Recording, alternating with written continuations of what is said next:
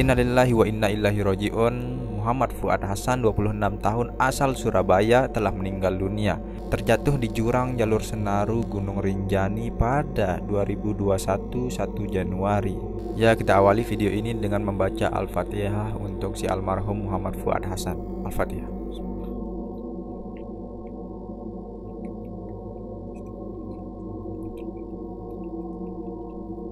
Ya, langsung sajalah kita bahas videonya ya teman-teman. Habis itu saya akan bahas kronologinya secara mendetail.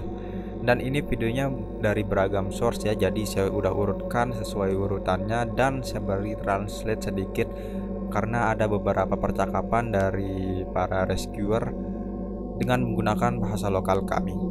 Ini dia videonya.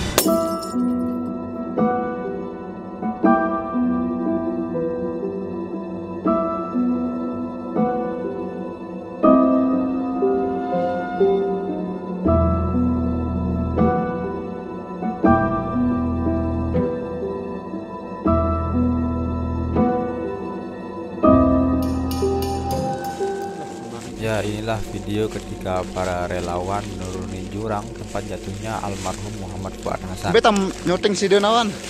Betam nyoting si Dena. Betam nyoting.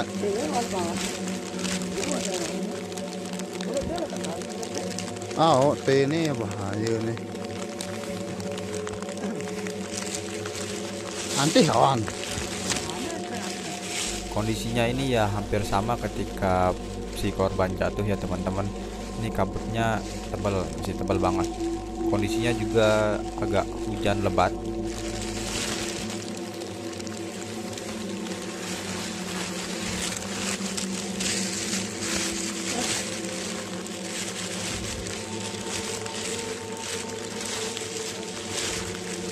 Dengan HP ya nyoting aku nih.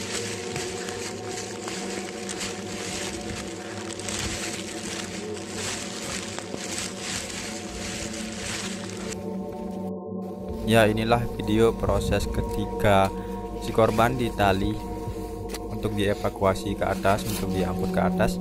Ini posisinya sudah ditemukan beberapa saat yang lalu ya teman-teman. Awas batu mau jatuh tuh.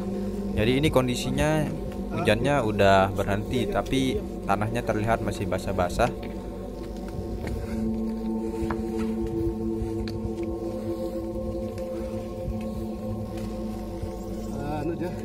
Dari bawah juga. Joang jas hujan.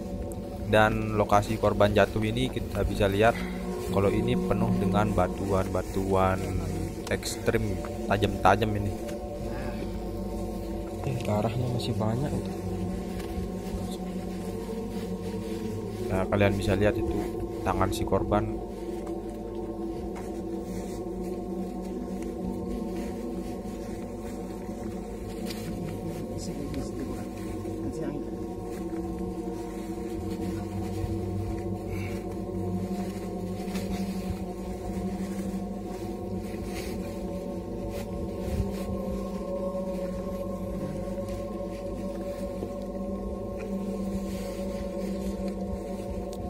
Ya ampun, besar-besar banget batunya.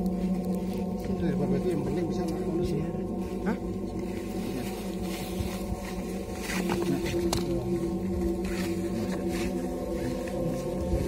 Oh, ini ujungnya itu. Oh, saya tarik. Enggak, tarik ini baru. Tarik. Kirain belum ada. Ah, ya.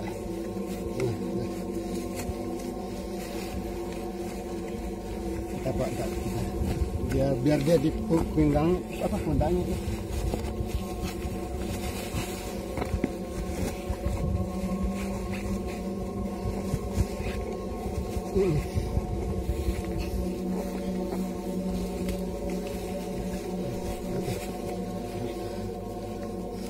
Dari bawah lagi.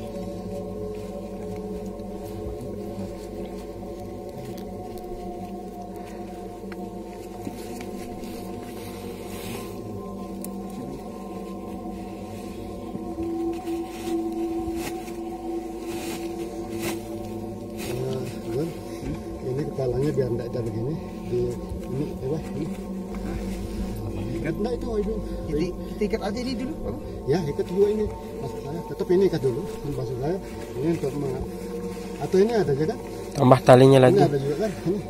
Maksudnya supaya jangan begitu apa? Ini nih ada. Enggak ini aja entar. Ikat aja nih. Nah, ini kalian bisa lihat betapa terjalnya jurang ini. Wah, ampun. Batuan-batuannya juga tajam-tajam, teman-teman. Ya, kondisinya masih basah karena habis hujan. Dan ini lihat dalamnya jurang ini. Masya Allah. Dan itu Segara Anak, Danau Segara Anak.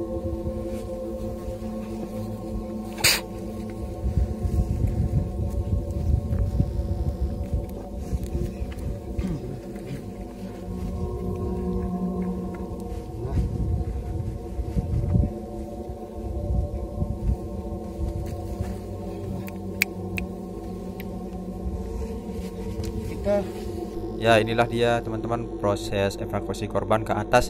Di sini kalian bisa lihat ya bagaimana kabutnya masih lumayan tebal.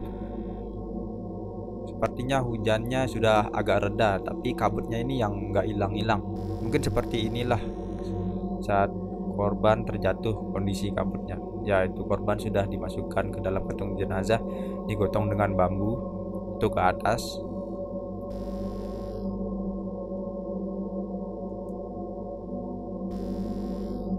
Ya ampun, Masya Allah. Lihat, kalian bisa lihat sendiri betapa terjalnya jurang itu, penuhi dengan bebatuan-batuan yang tajam.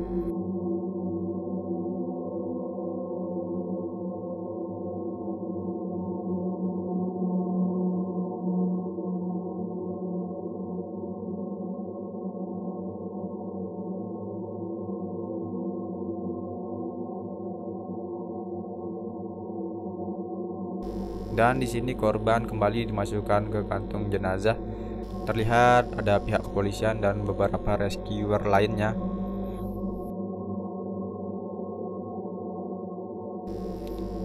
Ya, dan ini proses pemasukan jenazah ke ambulan untuk dibawa ke Puskesmas Senaru. Ya, inilah dia ambulan yang membawa jenazah ke Puskesmas Senaru untuk divisum.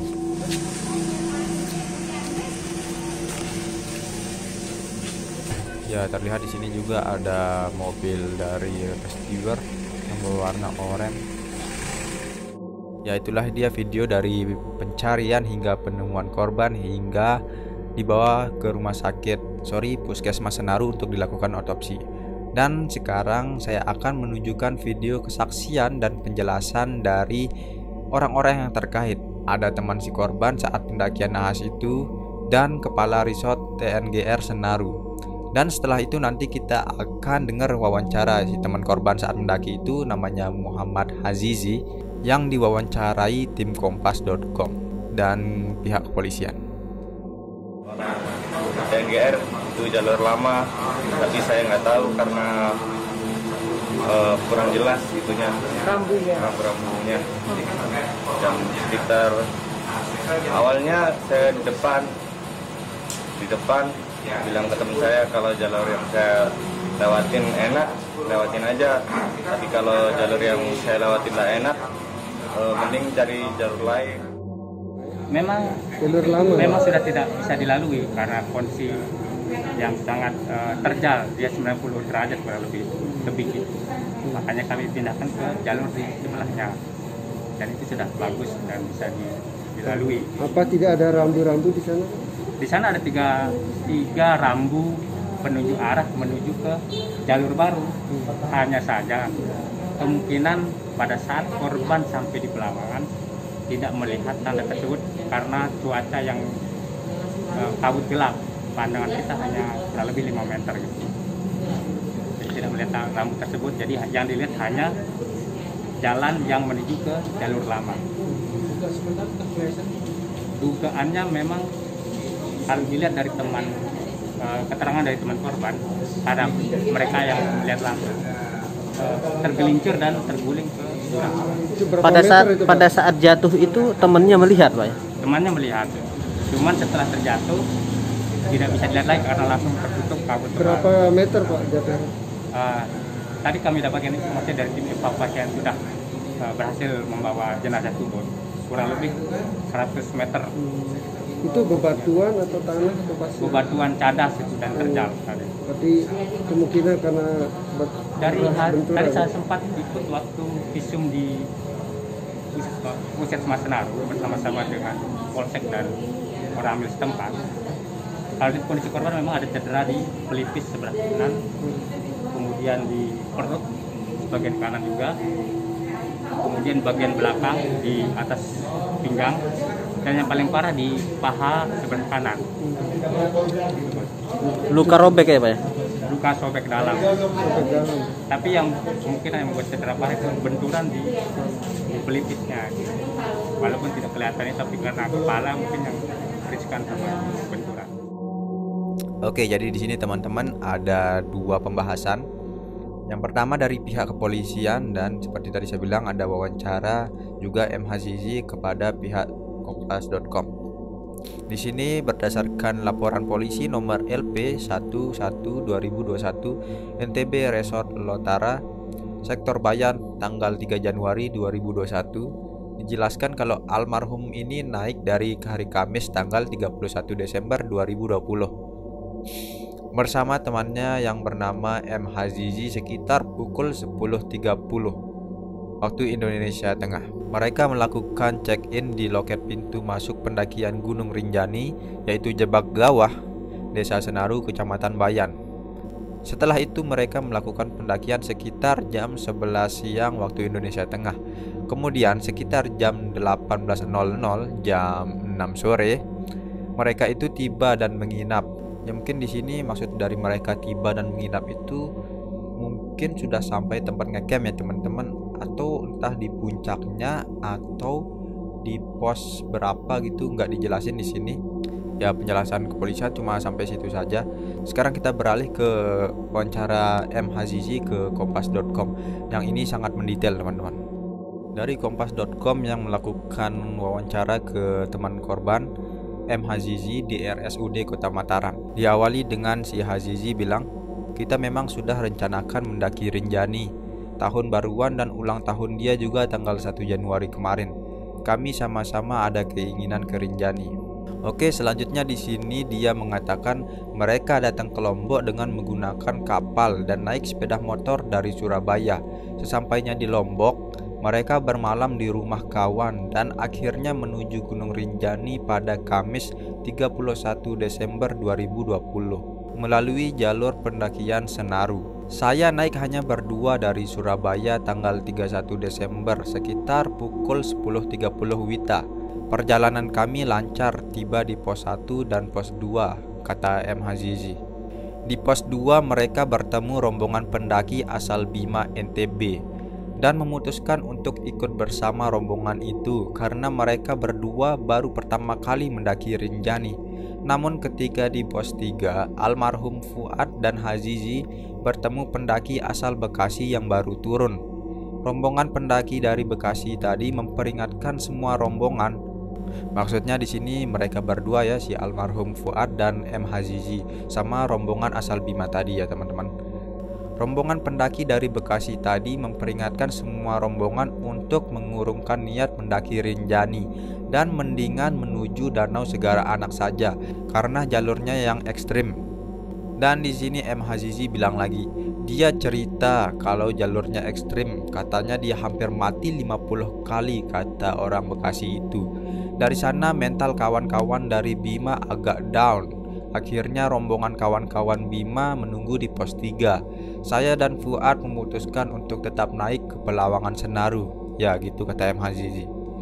Setelah tiba di Pelawangan Senaru, keduanya kelelahan dan mereka memutuskan untuk istirahat dan membangun tenda di Cemara 5 di bawah Pelawangan Senaru. Keesokan harinya, hari Jumat 1 Januari 2021 jam 10 WITA, mereka melanjutkan pendakian ke Pelawangan Senaru dengan waktu sekitar 2 jam perjalanan.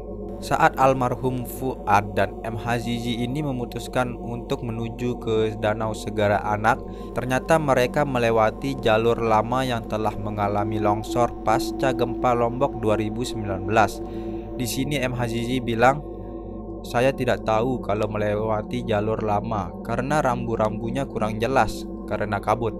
Kemudian M. Hazizi menuturkan awalnya dirinya lah yang berada di depan memandu pendakian. Dia mengatakan pada almarhum Fuad, jika jalurnya cukup mudah, mereka melanjutkan pendakian. Namun, jika jalurnya berbahaya, mereka akan mencoba jalur lain. Hingga akhirnya mereka menemukan jalur bercabang, di mana terlihat sebelah kiri semak-semak dan di sebelah kanan itu tebing. Kemudian M. Hazizi memutuskan untuk memeriksa jalur kanan atau tebing, namun tidak ada jalan lagi karena merupakan jurang curam. Almarhum Fuad yang posisinya sekarang berada di depan M. Hazizi memutuskan untuk mencoba jalur kiri yang merupakan semak-semak. Kemudian baru beberapa langkah jalan, almarhum Fuad terpeleset dan jatuh ke jurang. M. Hazizi tidak bisa melihat almarhum Fuad lagi karena kabut sangat tebal saat itu. Jarak M. Hazizi dengan almarhum Fuad ketika musibah terjadi itu sekitar 2-3 meter. M. Hazizi sempat berteriak saat melihat almarhum Fuad jatuh dalam posisi menggelinding. Di sini M. Hazizi bilang, "Saya teriak-teriak selama 5 menit, tidak ada respon. Saya minta tolong, tidak ada respon. Akhirnya saya kembali ke Pelawangan Senaru. Masih belum ada pertolongan. Saya turun ke pos 3 bertemu kembali rombongan anak-anak Bima dan dibantu menghubungi TNGR." Dan di sini masuk ke proses pencariannya. Kepala Resort TNGR Senaru Isnan LS mengatakan mendapatkan telepon dari M. Hazizi dan mengabarkan musibah yang menimpa almarhum Fuad pada Jumat pukul 2 siang waktu Indonesia Tengah. Pukul 16 WITA, semua tim evakuasi berangkat menuju lokasi kejadian. Namun karena hujan dan cuaca kurang mendukung, tim pencari hanya sampai di pos 3 jalur Senaru pada malam hari, sehingga pencarian dilanjutkan pada Sabtu 2 Januari 2021 pagi. Di sini Pak Isnan bilang pencarian dilakukan sepanjang hari, namun korban belum ditemukan karena hujan dan jalan yang licin, hingga datang tim pencari dan evakuasi dari Badan SAR Mataram. Korban akhirnya ditemukan Minggu sekitar pukul 7.15 WITA dalam kondisi meninggal dunia karena luka yang parah di bagian kepala, perut, dan kaki. Jenazah korban dibawa hingga Puskesmas Senaru pukul 16.00 WITA untuk dilakukan visum dan disemayamkan di RSUD Kota Mataram pada Minggu malam.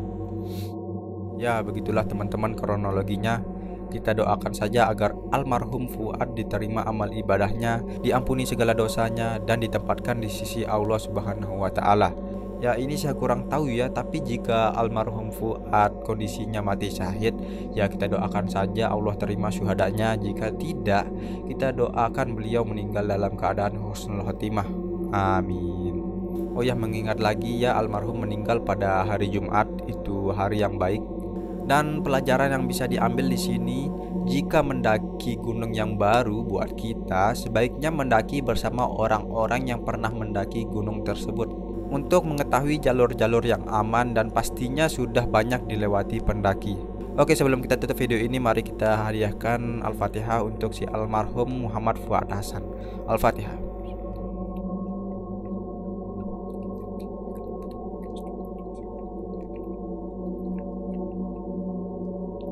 Oke, see you on the next video. Jangan lupa sholat. Oke, assalamualaikum warahmatullahi wabarakatuh.